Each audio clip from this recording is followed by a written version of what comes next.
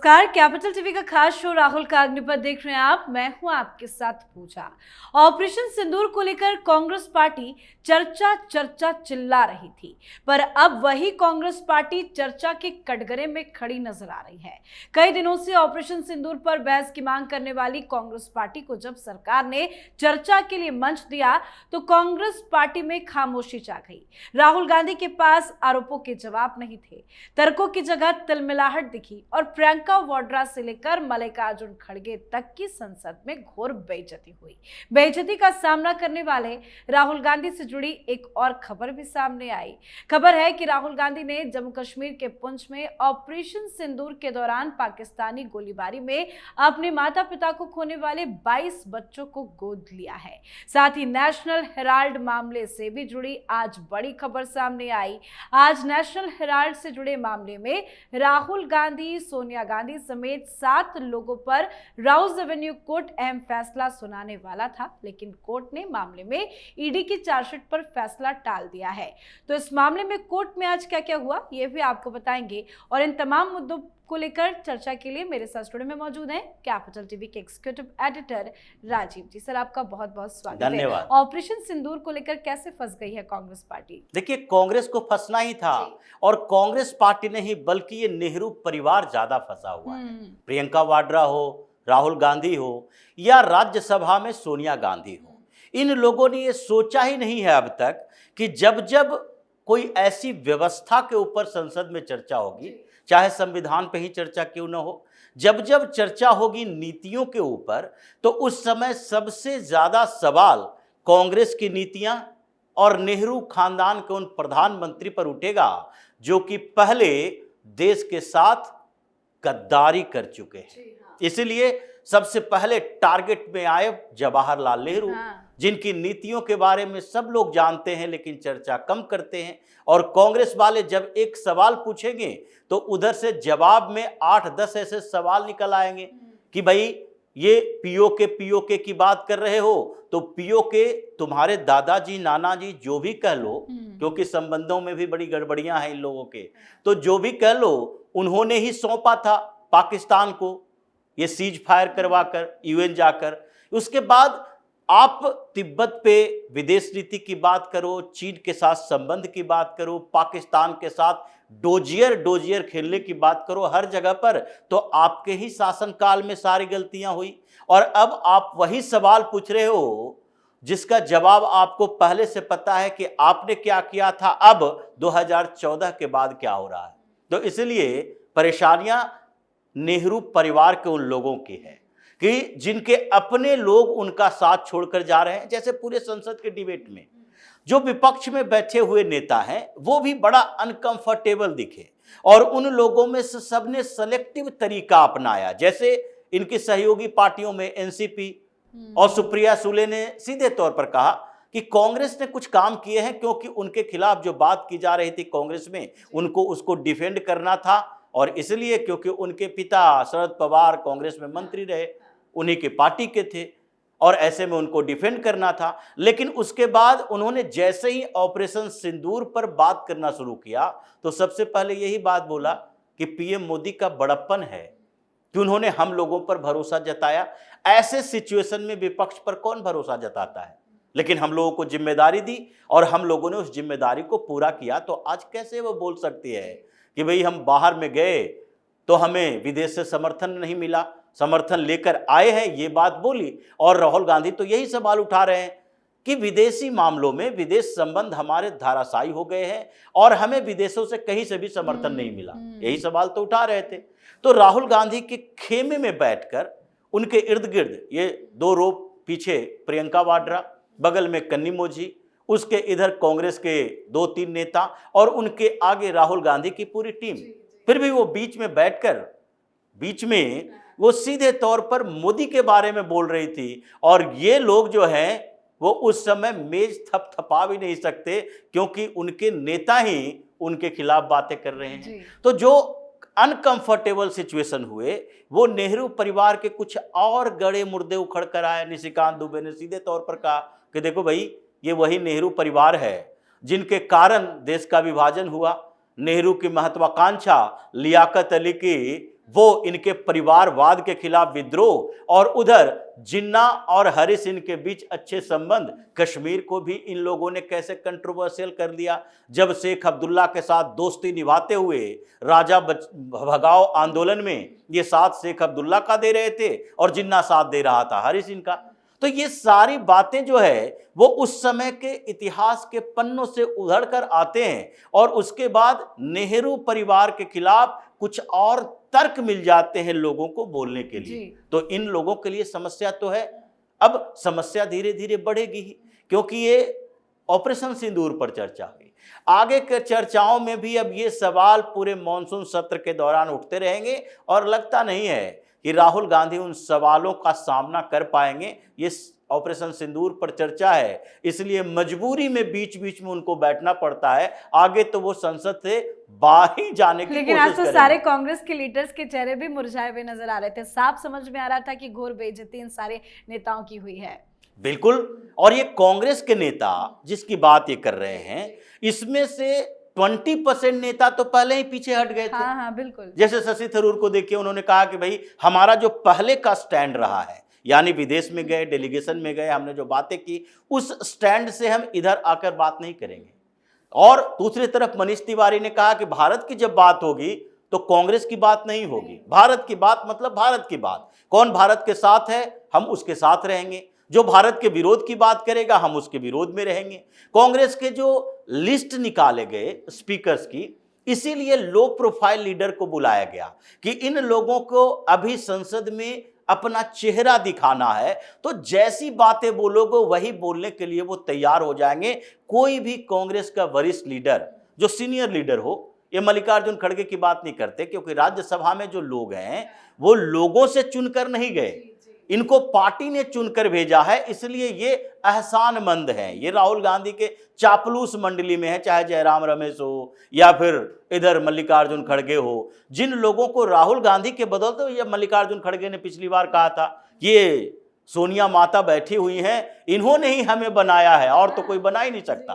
तो ऐसे लोगों के बातों पर दूसरे लोग भरोसा नहीं करते, जनता भरोसा नहीं करती। लेकिन जो स्थिति राज्यसभा या लोकसभा दोनों जगह कांग्रेस की रही, उससे तो लगता है कि राहुल गांधी को अगली बार कभी किसी विषय पर, मुद्दे पर चर्चा के लिए चैलेंज नहीं करना चाहिए भारतीय जनता पार्टी की सरकार को या पीएम मोदी को। जी बिल्कुल, मतलब उल्टा ही हो गया। ऑपरेशन सिंदूर को लेकर कांग्रेस में ही विद्रोह की शुरुआत हो गई है। सर, आज एक खबर ये भी आई है कि राहुल गांधी 22 बच्चों को गोद लेंगे पुंछ में। ये पूरी खबर क्या है और इसका मकसद क्या हो सकता है? देखिए, राहुल गांधी का हृदय अगर परिवर्तित हो गया है तो ये अच्छी बात है, समाज सेवा कर रहे हैं। लेकिन समाज सेवा करने में भी इनकी मानसिकता जो आती है, इन लोगों का सिलेक्टिव परसेप्शन है। जैसे जम्मू कश्मीर में ये पिछली बार उस समय गए थे जब पाकिस्तान के साथ संघर्ष चल रहा था, आतंकवादी हमले हुए थे, और पूंछ में कुछ स्कूलों में भी गए थे। अब 2 स्कूल में गए ये, वो कौन से स्कूल थे? एक था क्रिस्ट स्कूल, क्रिश्चियनों का स्कूल, मिशनरी स्कूल में, और दूसरा स्कूल था एक समथिंग दारुल उलूम करके मदरसा था, जिसको ये सारे लोग ढपने की कोशिश करते हैं और रिलीजियस स्कूल कहते हैं कि ये धार्मिक पाठशाला में गए थे, धार्मिक स्कूल में गए थे। और उन दोनों जगहों पर जाकर मुलाकात की थी बच्चों से। अभी जो गोद लेने की बात आ रही है, उसी सब में से गोद लिया जा रहा है। ये सामने अभी लिस्ट नहीं लाया, लेकिन 2-3 लोगों के, जो 2-3 बच्चों की बात की जा रही है कि 2 जुड़वा भाई बहन हैं, उनके माँ बाप को परेशानियां हो गई थी और उनके घर टूट फूट गए हैं, और उसमें नाम क्या है? फातिमा, नाम क्या है? जियान अली। ये दोनों लोगों को के बारे में जानकारी मिली। उसके बाद जो ये मदरसा में पढ़ने वाले हैं वो हिंदू बच्चे तो जाएंगे नहीं, तो उसमें डोजेंस ऑफ स्टूडेंट्स की बात की जा रही है, दर्जनों, यानी 22 हैं, तो 15-16 से ज्यादा बच्चे जो हैं उस मदरसा से लिए जाएंगे। और तीसरी बात, ये पूरे मामले को ऐसा बनाया गया है कि जैसे राहुल गांधी ने खुद गोद लिया और राहुल गांधी वो पैसा पे कर रहे हैं अपने अकाउंट से। तो ये जो पहले तो सिलेक्टिव परसेप्शन की बात देखिए कि इन लोगों ने सिलेक्टिव तरीका अपनाया है जम्मू कश्मीर में ये परेशानियां हुई, सरकार ने उन सबको सहयोग किया, पैसे भी दिए, आगे के खर्च भी दे रही है सरकार। यहां तक कि उनके घरों में जो एक होल हुआ है सेलिंग से, उसको भी भरने के लिए, मेंटेनेंस के लिए पैसे दिए हैं, मकान बनवाने के लिए। लेकिन उसमें वहां पर इनका इंटरफेयर होगा क्योंकि ज्यादातर मुसलमान हैं। दूसरी तरफ इनको 100 घर बनवाने के लिए जिम्मेदारी लेनी है, तो जाएंगे कहां? वायनाड में। वायनाड में जब पिछली बार त्रासदी हुई थी तो वहां पर इन्होंने घर बनवा दिया, लोगों को पकड़ लिया, वहां पर पैसे दिए गए और उसके बाद 100 घर बनवाने की जिम्मेदारी ली इन लोगों ने। भाई बहन दोनों कह रहे थे, उद्घाटन करने के लिए गए।